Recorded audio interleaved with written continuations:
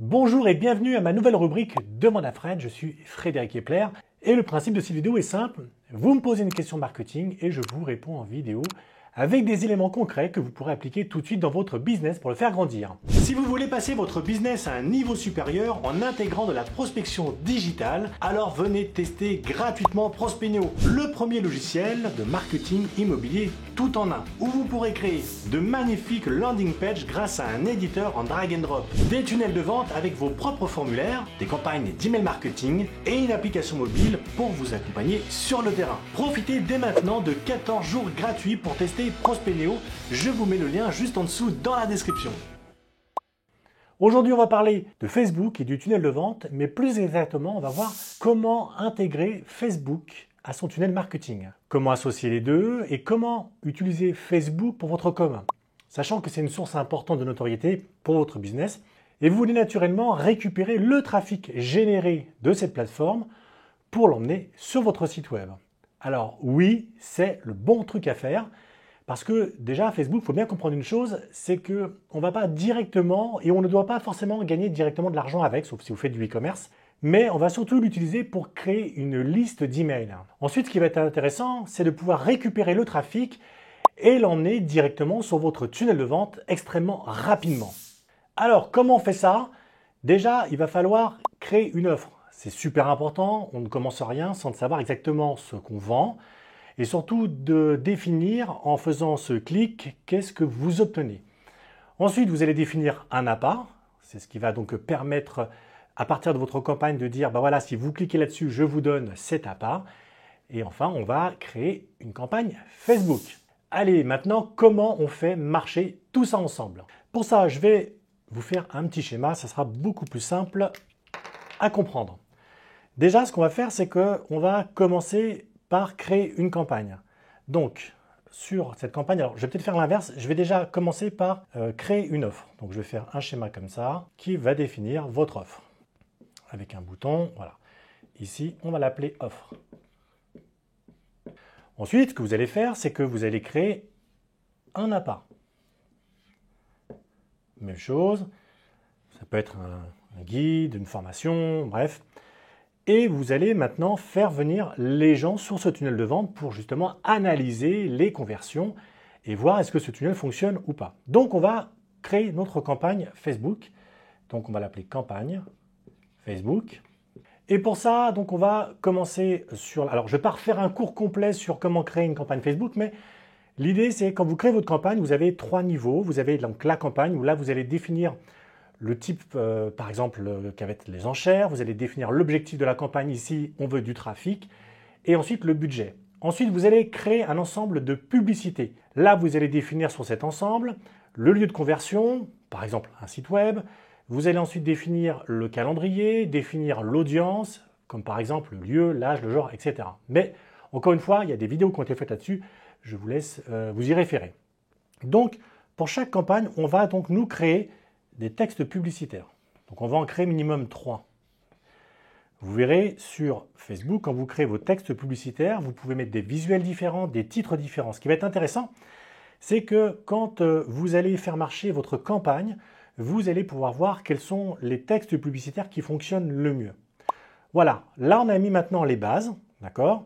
On a donc créé notre appât, où là on doit bien sûr faire très attention et bien reprendre les bénéfices qui sont sur la partie de l'offre et sur la promesse que vous faites sur Facebook. Ensuite, vous allez lancer votre campagne et ensuite, vous faites un bilan. Donc, ça, c'est la première chose. Pareil pour la page d'offre, c'est super important. N'oubliez pas de raconter une histoire et de présenter votre offre. Et surtout, garder une cohérence entre l'offre, l'appât et la campagne. C'est-à-dire que si votre offre, par exemple, est destiné à de l'achat-revente, bien sûr, votre appât doit être un complément de cette offre et la campagne Facebook que vous allez lancer doit être en rapport avec l'appât. Okay? Donc maintenant, on va voir un peu la mécanique. Comment on fait justement pour utiliser Facebook pour analyser la performance de notre tunnel de vente? Et bien, vous allez voir que ça va être assez simple en réalité. L'objectif, c'est de mettre dès le départ dans votre campagne, par exemple, 100 €. J'ai mis 100 € pour faire un chiffre rond. Dans ces 100 €, qu'est-ce que vous allez faire? Vous allez tout de suite ramener sur votre campagne, par exemple, 1000 personnes. Ensuite, sur ces 1000 personnes, vous allez voir que vous allez faire un taux de conversion, par exemple, de 10%. Ensuite, le taux de conversion que vous allez avoir entre l'appât et l'offre peut être, par exemple, de 2%. Une fois que vous avez donc lancé votre campagne, vous avez tout de suite un certain vivier de prospects qui vont arriver sur votre page. Et c'est ça d'ailleurs qui va nous permettre de définir est-ce que oui ou non votre tunnel fonctionne ou pas. Et ensuite, ce qu'on va faire, c'est ça qui est intéressant, c'est qu'on va donc analyser ça et on va corriger ça. Donc, qu'est-ce que je vais faire pour corriger ça? Eh bien, ça va être assez simple. Par exemple, imaginons que je souhaite passer mon tunnel de vente de 10% à 20%. Qu'est-ce que je vais faire? Je vais, par exemple, changer une image, un texte. Je vais changer un peu mon accroche. Et je vais relancer une campagne, peut-être pas de 100 €, mais peut-être de 50 €. Et de nouveau, j'analyse ce que ça donne. Ah, là, je vois qu'on passe de 10% à 20%. Je pourrais monter un peu plus, mais on va dire que je suis plutôt pas mal. 20% de conversion sur une page d'appât, c'est plutôt acceptable. Donc, on va rester là-dessus. Ensuite, qu'est-ce que je vais faire? C'est que je vais m'attaquer à la page d'offre. En gros, comment faire pour que de la page d'appât à la page d'offre, je perde moins de personnes et que je puisse optimiser ma conversion, par exemple à 5, à 7 ou encore à 10%. Là, de la même façon, c'est pareil, je vais changer certains éléments. Est-ce que ma promesse est claire? Est-ce que mes visuels sont cohérents? Est-ce qu'il faut que je rajoute des descriptions? Voilà, je vais faire un certain nombre de changements. Et pareil, je vais relancer ma campagne Facebook pour redrainer de nouveau un certain nombre de prospects. Et là, je vais pouvoir analyser. Je vois par exemple que ma page passe de 2% à 7%.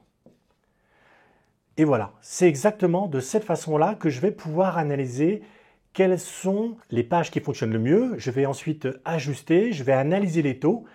Et c'est comme ça que moi j'utilise Facebook aujourd'hui à chaque fois que je fais un tunnel de vente. Ça me permet d'être extrêmement rapide, d'avoir tout de suite des résultats et de pouvoir tout de suite corriger et de mettre en place un tunnel qui fonctionne. Une fois que j'ai obtenu les taux qui m'intéressent, boum, ça y est, mon tunnel de vente est top et je peux tout simplement le laisser maintenant vivre automatiquement. Et rajouter, pour le coup, une certaine somme récurrente sur mes campagnes, mais au moins j'ai du retour sur investissement. Autre point que je n'ai pas évoqué, qui est aussi intéressant, c'est que quand vous allez créer vos textes publicitaires, ce qu'on a vu tout à l'heure, c'est que sur chaque texte publicitaire, vous pouvez donc rajouter des images et des textes, et vous allez pouvoir voir quels sont les textes qui sont le plus cliqués. Et là, pareil, vous allez peut-être enlever un texte publicitaire parce que vous apercevez que celui-là fonctionne le mieux. Donc vous allez garder que le numéro 1, et le 2 et le 3, vous l'enlevez tout simplement. Donc c'est aussi une façon de voir et de tester quels sont les textes d'accroche, quels sont les visuels qui sont le plus parlants pour votre cible. Voilà comment on associe Facebook et le tunnel de vente.